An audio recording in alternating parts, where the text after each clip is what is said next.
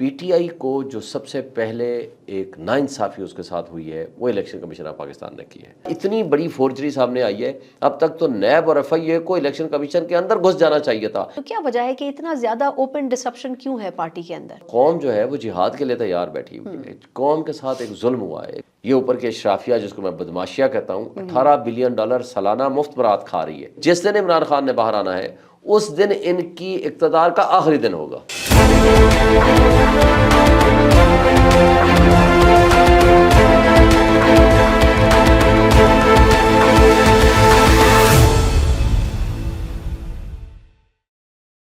السلام علیکم، آپ کو خوش آمدید. آج سے ہم ایک نئی سیریز کا آغاز کر رہے ہیں وی نیوز کے پلیٹ فارم کے اوپر، جس میں ایسی نامور شخصیات جو اپنے اپنے عہدوں میں، اپنے اپنے اداروں میں یا پھر اپنے اپنے پروفیشنز میں یا پھر سیاست میں ایسا نام بنا چکی ہیں جس میں نہ تو ان کو نظر انداز کیا جا سکتا ہے اور نہ ہی ان کے کہے ہوئے کو نظر انداز کیا جا سکتا ہے. اس سیریز میں آج کے ہمارے پہلے جو مہمان ہیں، بغیر کسی مزید یہ لے کے ان کا تعارف کروانا چاہوں گی. نہ صرف سینئر لائر ہیں بلکہ پاکستان تحریک انصاف کا نہ صرف ابھرتا ہوا نام ہے بلکہ مین اسٹیک ہولڈرز میں بھی شامل ہیں. شعیب شاہین صاحب آج ہمارے ساتھ موجود ہیں. شعیب صاحب sir, thank you so much for joining. آپ ہی کی جماعت کے کچھ لوگ ہیں، ان کی یہ رائے ہے کہ ایک تو ہمیں یہ جو مخصوص نشستوں سے پہلے ہی ہم سے کچھ ایسی غلطیاں ہوئیں جس کی وجہ سے ہم اس پوائنٹ پر پہنچ گئے کہ پشاور ہائی کورٹ جیسے ڈیسیجن آئے یا پھر سپریم کورٹ سے بلے کے نشان واپس لینے کے ڈیسیجن آئے.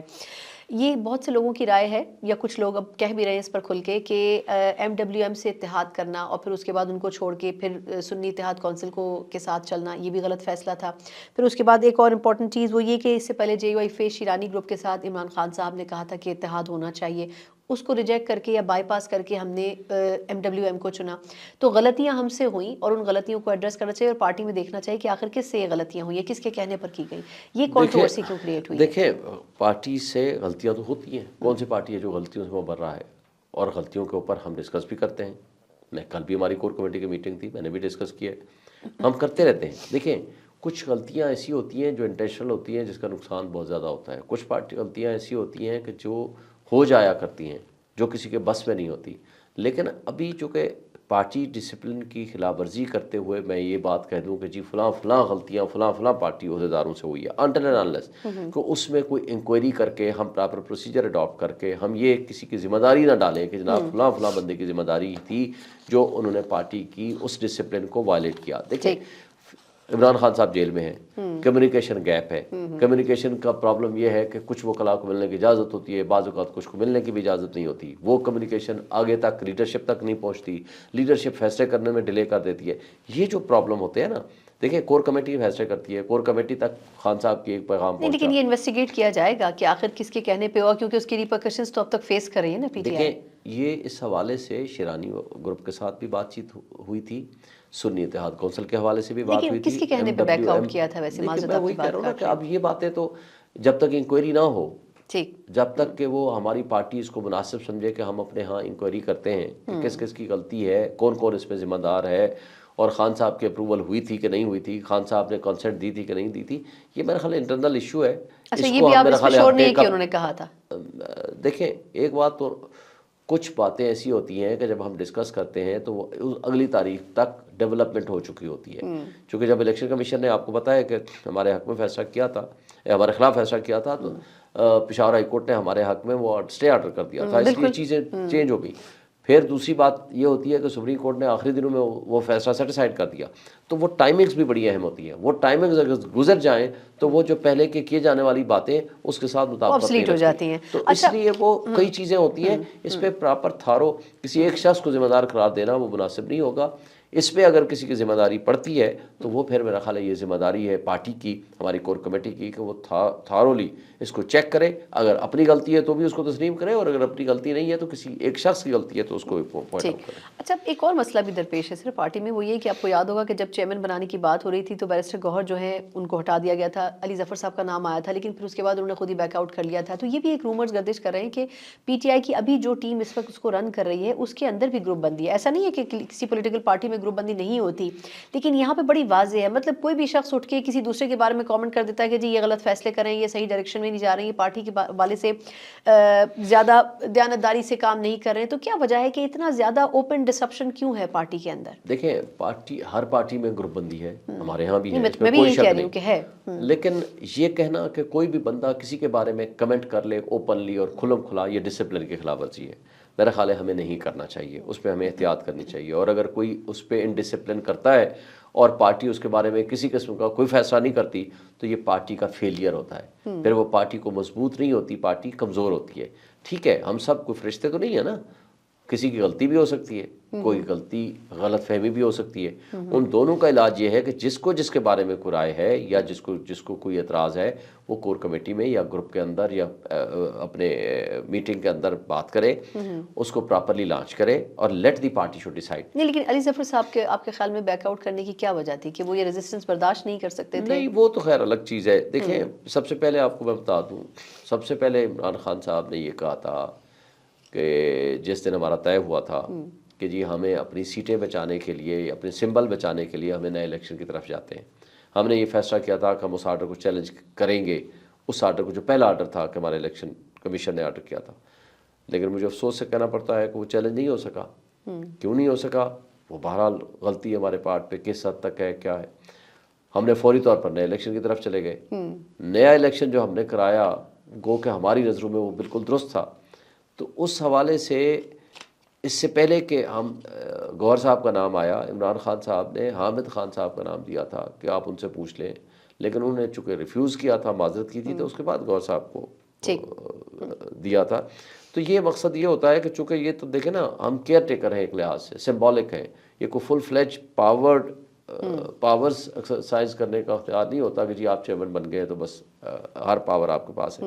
خان صاحب نے اپنی جب وہ جیل سے میں نہیں تھے تب بھی انہوں نے یہی کہا تھا کہ سارے فیصلے کور کمیٹی کرے، اور فائنل اس کا فیصلہ جو ہوتا ہے وہ عمران خان صاحب کرتے ہیں. اور اگر فرض کرو کوئی ایسی ایمرجنسی کام ہے جو عمران خان صاحب فیصلہ نہیں کر پاتے تو پھر وہ کور کمیٹی امپاورڈ ہوتی ہے کہ وہ اپنے فیصلے کریں. اچھا سر، یہ لیکن اب جس طرح پاکستان تحریک صاحب آپ بڑے اس میں پرویکٹیو کام کر رہے ہیں، پارلیمنٹ کے اندر جس طرح عمر ایوب صاحب ہیں ان کو اپوزیشن لیڈر کے طور پر ہم دیکھ رہے ہیں، پبلک اکاؤنٹس کمیٹی میں ہم شیخ افضل مروت صاحب کو دیکھ رہے ہیں، پارٹی چیئرمین کے طور پر ہم بیرسٹر گوہر صاحب کو دیکھ رہے ہیں. اب آپ کو نہیں لگتا کہ یہ ایک طرف وکلا ریپرزینٹ کر رہے ہیں پارٹی کو، ایک طرف پولیٹیشنز ریپرزینٹ کر رہے ہیں، مطلب ایک یونانیمس اس میں وہ نہیں نظر آتی فیل؟ کیا وجہ ہے اس کی؟ یا آپ کو لگتا ہے کہ یہ پولیٹیشنز اور وکلا کی ٹیم یہ سب ایک پیج پر موجود ہیں، اگر پارلیمنٹ کے اندر بھی موجود ہوں گے تو؟ نہیں، پارلیمنٹ کے اندر بھی ایک پیج پہ ہے. دیکھیں، پولیٹکس بھی پارٹ آف وکیل ہے یا پولیٹیشین ہے، ان میں فرق کیا ہے؟ کوئی بزنس مین پولیٹیشین ہوگا یا کوئی کاروبار کرنے والا بزنس مین جو ہوگا وہ پولیٹیشین ہوگا یا وکیل ہوگا. اس میں پولیٹیشینز کے درمیان تو کوئی پھر فرق نہیں رہتا نا. لیکن یہ جو کچھ آپ کہہ رہی ہیں کہ وہاں بھی کوئی گروپ بندی ایز سچ پارلیمنٹ کے اندر تو نہیں ہے نا، اپوزیشن لیڈر ایک ہی ہے، اور پبلک اکاؤنٹس کمیٹی کا بھی فیصلہ نہیں ہوا. عمران خان صاحب نے یہ کہا ہے کہ مجھے لسٹ بھیجیں اور ان میں سے میں، کیونکہ شیخ افضل مروت صاحب کافی جونیئر ہیں ایز کمپیئر ٹو باقی جو پارٹی میں لوگ موجود ہیں. کرے گا خان صاحب فیصلہ کرے گا. انہوں نے کہا میرے پاس ڈیسائیڈڈ نہیں ہے، ابھی ڈیسائیڈڈ نہیں ہے. انہوں نے کہا مجھے لسٹ بھیجیں، جو لسٹ کے میں سے وہ چوائس کریں گے ان کو نامینیٹ کر دیا جائے گا. دیکھیں، اس وقت یہ ایشو نہیں ہے، اس وقت عہدوں یا اقتدار کا ایشو نہیں ہے. اس وقت ہم جہاد کر رہے ہیں. اس وقت قوم جو ہے وہ جہاد کے لیے تیار بیٹھی ہوئی ہے. قوم کے ساتھ ایک ظلم ہوا ہے، ایک زیادتی ہوئی ہے. ان کا حق تھا، حق کے نمائندگی. انہوں نے 80% 90% ہمیں ووٹ دیے ہیں. آج میں اسلام آباد کی میں الیکشن جیت کے بیٹھا ہوا ہوں، میں ہوں، میرا سب سے بڑا حلقہ تھا اسلام آباد کا، 4.5 لاکھ کے قریب تقریباً ووٹر ممبرشپ تھی، اور ہم 1,05,000 ووٹ میں لے کے بیٹھا ہوں. جس نے میرے سے آدھے سے بھی کم ووٹ لیے ہیں اس کو اٹھا کر کے آپ نے پارلیمنٹ ہاؤس بھیج دیا. یعنی جس طرح کا ڈاکہ زنی ہوئی ہے اس دفعہ، لوگ اس کو ڈائجسٹ کرنے کو تیار نہیں. اور ہم ثابت کیسے کریں گے سر؟ یہ میں آپ سے اکثر پوچھتی ہوں سوال کہ آخر کیسے کریں گے؟ مطلب الیکشن کمیشن تو کوئی آپ کو بادر نہیں کر رہا نا، وہ تو الیکشن کمیشن تو جرائم کی آماجگاہ بنا ہوا ہے. میں یہی تو کہہ رہی وہ ہوں، تو آپ کیا جرائم کریں کی گے؟ آماجگاہ بنا ہوا ہے. ریٹرننگ افسر کرپٹ، وہ پیسے لے کے جو کچھ وہ کر رہے ہیں وہ فورجری آپ کے سامنے نظر آ رہی ہے. دیکھیں، رزلٹ جو ہوتا ہے سیکشن 90 92 95 آف الیکشن ایکٹ کے مطابق رزلٹ ہوتا ہے جو آپ کا فارم 45 ہے. یہ پریزائڈنگ آفیسر اور اسسٹنٹ پریزائڈنگ آفیسر کے دستخط ہوتے ہیں، اس پہ انگوٹھا ہوتا ہے، اور جو تمام پولنگ ایجنٹس وہاں موجود ہوتے ہیں ان کے دستخط ہوتے ہیں. اب میں سے جو فارم ہے تقریباً 3,000 مختلف اشخاص کے دستخط ہیں فارم 45 کے اوپر، اس کو ٹیمپرنگ نہیں کر سکتے. اب انہوں نے اپنے فارم کے اوپر ٹیمپرنگ کر کے مثلا 1 ہے تو اس کو 4 بنا دیا، 2 ہے تو اس کو 9 بنا دیا یا 8 بنا دیا، یا اس کے آگے ایک ڈنڈی ڈالی، مثلا 175 ہے تو اس کو 1175 کر دیا، اگر 90 ہے تو اس کو 11 ڈالا 1190 کر دیا، 9 ہے تو اس کو 1900 کر دیا. تو اس طریقے سے جو کچھ انہوں نے کیا ہے وہ اس طرح کی فورجری ہے جو ایک عام آدمی کو، ایک ان پڑھ عام آدمی کے سامنے کاغذ رکھ دینا جس نے ایک جماعت بھی نہیں پڑھی، وہ بھی آپ کو فیصلہ کر دے گا بشرطے کہ بدنیتی نہ ہو. لیکن اب پھر کرے گی کیا پاکستان تحریک انصاف؟ آپ سمیت بہت سی نشستیں ہیں کنٹروورشل. علی ظفر صاحب نے کہا ہے کہ جی کم از کم آپ 10 نشستیں تو کھولیں. اس کے اوپر بھی ہم پہلے بات کر چکے ہیں. لیکن اب ایشو یہ ہے کہ اب وہ لوگ تو اوتھ لے چکے ہیں نا, ریزرو سیٹس کے اوپر بھی لوگوں سے اوتھ لے لیا گیا ہے. تو اب پاکستان تحریک انصاف کے پاس آپشن کیا ہے؟ لینے کے بعد دیکھیں کل جو ہمارے 17,000 الیکشن کمیشن کی بدنیتی دیکھیں, 17,000 ووٹ ہمارے وہ بلال اجاز کو جو ہرایا گیا کل گجرانوالہ سے, 17,000 ووٹ کو سٹیمپ کر کے ڈبل سٹیمپ کر کے تو اس کو ریجیکٹ کر دیے اور کہا جی آئیں آپ الیکشن آپ ہار گئے, ریکاؤنٹنگ کے نتیجے میں ان کو ہرایا جا رہا ہے. دیکھیں اوتھ لینا تو کوئی اہمیت نہیں رکھتا. ہم سپریم کورٹ میں بھی جا رہے ہیں اور الیکشن ٹریبونل میں بھی جا رہے ہیں. جہاں جہاں سے ہمیں ریلیف ملے گا ہم ضرور کریں گے. ہم اپنا پورا مقدمہ لڑیں گے اور ایف آئی آریں کٹائیں گے ان کے خلاف. انہوں نے جو فورجری کی ہے اس میں جیسے میرا مد مقابلہ ہے طارق فضل چودھری, اس نے فورجری کی ہے. فورجری خود ٹیمپرنگ کی ہے, میں نے لکھ کے دیا تھا الیکشن کمیشن کو. اس میں ٹیمپرنگ میں شامل ہے ہمارا ریٹرننگ افسر, سب سے بڑا مجرم ہے عثمان اشرف, اس کے خلاف کروں گا. ایف آئی آر کٹائیں گے ہم ان کے خلاف. جو یہ فورجری سامنے نظر آ رہی ہے سب کے سامنے, آنکھوں کے سامنے جس طرح کی انہوں نے کی ہے وہ سارے اس میں پکڑے ہوئے ہیں. اس میں کوئی اس وقت تک تو بڑی اچھی بات کی اعتزاز حسن صاحب نے, اس نے کہا اتنی بڑی فورجری سامنے آئی ہے, اب تک تو نیب اور ایف آئی اے کو الیکشن کمیشن کے اندر گھس جانا چاہیے تھا. یہ سارے ریٹرننگ افسر گرفتار کر لینے چاہیے تھے. ابھی تک کسی نے ہاتھ نہیں لگایا, کسی نے پوچھا ہی نہیں. چلیں لیکن اب اس کے علاوہ کورٹ تو اس کے لیے اب وہ لیاقت چٹھا کو پاگل ڈکلیئر کر دیا تو بھائی اس کو پاگل کیا تو مجھے بتائیں نثار چیمہ نے جو کچھ کہا وہ پاگل ہے کیا؟ وہ جو مصطفیٰ نے کہا, کمال نے کہا, وہ بھی پاگل ہے کیا؟ وہ کمران ٹیسوری نے جو کچھ کہا وہ بھی پاگل ہے. یہ جو کچھ سارے لوگ, ساری پبلک قوم کہہ رہی ہے وہ ساری پاگل ہو گئی ہے. لیکن سر حکومت بھی کچھ کہہ رہی ہے. وہ یہ کہہ رہے ہیں کہ جو ملک دشمن جماعت ہے, مطلب سو کالڈ انہوں نے پی ٹی آئی کا نام تو نہیں لیا لیکن اشارہ اسی کی طرف تھا. 90% عوام جو ہے وہ ملک دشمن ہو گئی. میں وہی پوچھ رہی ہوں 90% عوام جنہوں نے ہمیں الیکٹ تو کیا آپ ہے آئی ایم ایف کو خط کیوں لکھ دیتے ہیں؟ ویسے آپ کو پتہ ہے پاکستان کو چلانے کے لیے ویسے ہی فائنینشلی پیسے نہیں ہیں, تو وہ کہتے ہیں کہ جی آپ ویسی جو ادموئی سی لاش ہوتی ہے اس کو مزید مارنے والی بات ہے کہ آپ پھر کیوں کر رہے ہیں؟ آئی ایم ایف کو خط لکھ رہے ہیں یا اس طرح کی جو آئی ایم ایف کا کیس ذرا سمجھ لو. جی جی آئی ایم ایف کے نمائندوں نے مذاکرات کیے تھے زمان پارک میں عمران خان کے ساتھ. ہم نے کنڈیشنل سپورٹ دی تھی کہ ہم سپورٹ کریں گے اور اگر ہم اقتدار میں آتے ہیں تو ہم بھی اس کو سپورٹ کریں گے, آگے چلیں گے. اس کے لیے ایک کنڈیشن ہے, وہ یہ ہے free fair and transparent elections. وجہ کیا ہے؟ ان کے ساتھ یہ طے ہوا تھا. وجہ یہ ہے کہ اس سے سیاسی عدم استحکام جب تک ختم نہیں ہوگا معاشی استحکام نہیں آ سکتا. نمبر 1. نمبر 2, جو پبلک سپورٹ سے گورنمنٹ آئے گی وہ ریفارمز کرے گی. یہ اوپر کے اشرافیہ جس کو میں بدماشیہ کہتا ہوں, $18 بلین سالانہ مفت برات کھا رہی ہے, مفت برات کھا رہی ہے. آپ کانسٹیٹیوشن ایونیو پہ میں روز جاتا ہوں, سپریم کورٹ میں میرا کیس ہوتا ہے, ہائی کورٹ میں ہمارا کیس ہوتا ہے. وہاں سے 1-2 نمبر آدمی جا رہا ہوتا ہے ایک گاڑی میں, اس کے آگے پیچھے 50 گاڑیاں ہوتی ہیں جو میرے آپ کے ٹیکس کے پیسوں سے یہ کھاتے ہیں. اور انہوں نے ظلم اور جبر کس کے اوپر کر رکھا ہے؟ غریب آدمی کے اوپر. اب یہ کیا کریں گے؟ قرضے لیں گے, قرضے لے کے پھر بجلی کا بل 12 روپے سے 16 روپے بجلی کا یونٹ تھا ہمارے زمانے میں, انہوں نے 70 روپے پہ پہنچا دیا. ابھی یہ گیس کا بل جو 500 روپے بل آتا تھا ابھی 50,000 پہ آنا شروع ہو گئے ہیں. ابھی یہ انہوں نے بڑھا دینے ہیں, 1.5 لاکھ روپے تک لے جانا ہے بل کو. 70 روپے بجلی کے یونٹ کو 100 روپے پہ لے جانا ہے. مجھے بتائیں 25 روپے نہیں آپشن, سارے آپشن ہیں. دیکھیں 25 روپے بجلی 25% اگر آپ کا ابھی 60 روپے پہ یونٹ بجلی کا, نہیں میں اس پہ آ رہا ہوں, چلیں 60 روپے مان لیں, لیکن اگر اوور آل جب لے جاؤ گے نا پیک ٹائم کا اور دوسرا ملا کے آپ 70 روپے زیادہ ہوتا ہے, زیادہ ہوتا ہے. لیکن جو 25% ہے نا آپ کا سود, مجھے بتائیں کون انڈسٹریلسٹ قرضہ لگائے لے کے انڈسٹری لگائے گا؟ پھر اتنی مہنگی بجلی اور گیس سے کون انڈسٹری لگائے گا؟ پھر سب سے بڑھ کر یہ کہ اوورسیز ان کے اوپر ٹرسٹ نہیں کرتا. اس سے زیادہ یہ ہے کہ انٹرنیشنل انویسٹر بھاگ گیا ہے کیونکہ یہ لیجٹیمیٹ ہی نہیں ہے. جب تک آپ آمدنی کے ذرائع نہیں بڑھائیں گے, جب تک آپ انویسٹمنٹ نہیں لائیں گے, جب تک آپ ریفارمز نہیں کریں گے, سخت فیصلے نہیں کریں گے, وہ تو ایز این اپوزیشن آپ لوگ موجود ہیں نا پارلیمنٹ میں, آپ ان کو کرٹیسائز کر سکتے ہیں. ابھی حکومت آئی ہے, حکومت کچھ اچھا ایک سیکنڈ سے میرا ایک سوال ہے. اسد کیسر صاحب یہ کہہ رہے ہیں کہ ایک بات کر کے بات ختم کروں پھر آ گیا. جی ہم نے اس لیے کہا, خط لکھا کہ جناب جب یہ مہنگائی بڑھائیں گے لوگوں نے باہر نکلنا ہے. انہوں نے پتہ کیا ایک شیلڈ لینی ہے کہ یہ عمران خان کی کنسنٹ سے ہم نے یہ سارا کچھ کیا ہے, کیونکہ ان کی کنسنٹ بھی شامل تھی. ہم نے اپنی کنسنٹ ودرا کر لی ہے کہ ہم اس کنسنٹ میں شامل نہیں ہیں جو یہ جرم کریں گے. آگے جو لوگوں کے اوپر مظالم ڈھائیں گے نا, کیونکہ اپنی تو عیاشیاں انہوں نے ختم نہیں کرنی. وہ ڈاکو رانی جو بیٹھی ہوئی ہے مریم نواز, آپ نے دیکھا ہے 3.25 ارب روپے چاہیے کہ جی پوشش چینج کرانی ہے کہ صرف اور صرف جناب کلر میچنگ کے لیے. कमाल है, इतना शर्म व हया इनको खत्म हो गया है कि लोग भूख से मर रहे हैं और ये खुद अपनी बुलेट प्रूफ गाड़ी के ऊपर जनाब पोस्टर चेंज करानी है और पता नहीं क्या टायर चेंज कराने हैं कि 10,000 लेकिन ये आप पार्लियामेंट में रहते हुए बात की जा सकती है ना, ये तो सवाल उठाए जा सकते हैं। सुन लेना, एक बात मैं आपको बताऊं, ये भिखारी हैं, इन्होंने पूरी कौम को भिखारी बना दिया। मुझे बताएं, एहसास प्रोग्राम था ना, साले निश्तर ने दिए थे पैसे भाई, या इमरान खान के ज़माने में, आप चुप करके एक थैला आटे का दे रहे हो, 1,000 रुपए का ही या 2,000 रुपए का है, उनके अकाउंट में डाल दो, आप इसी पैसा के जरिए दे दो, आपके पास लिस्ट सब कुछ मौजूद है। आप क्यों लोगों को भिखारी बना रहे हो? मतलब इस तरह की हरकतें करके पूरी कौम का बेड़ा गर्क कर रहे हैं।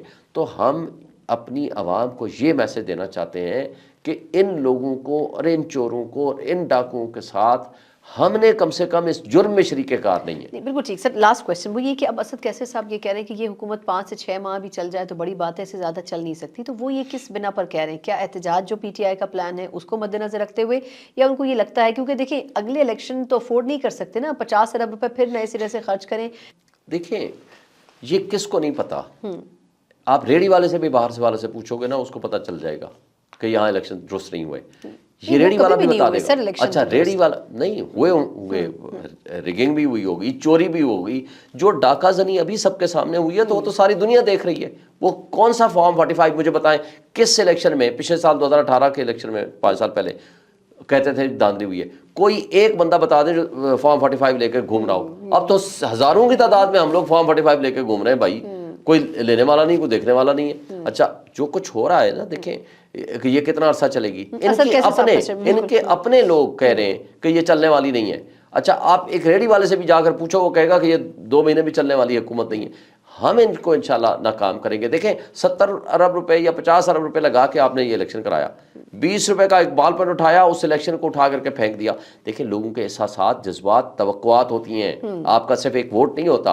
आपने उनको उठा करके लोगों की तवक्कुआत को, फीलिंग्स को उठा के डस्टबिन में फेंक दिया, ये कौन सा इंसाफ है? आप ये चाहते हैं कि ये पार्लियामेंट 5-6 माह के बाद इसको क्लोज हो जाना चाहिए? हम ये कहते हैं कि नए इलेक्शन की तरफ जाना चाहिए। नए इलेक्शन की बात नहीं करते, हम ये कहते हैं कि इसका जुडिशल कमीशन बनाएं।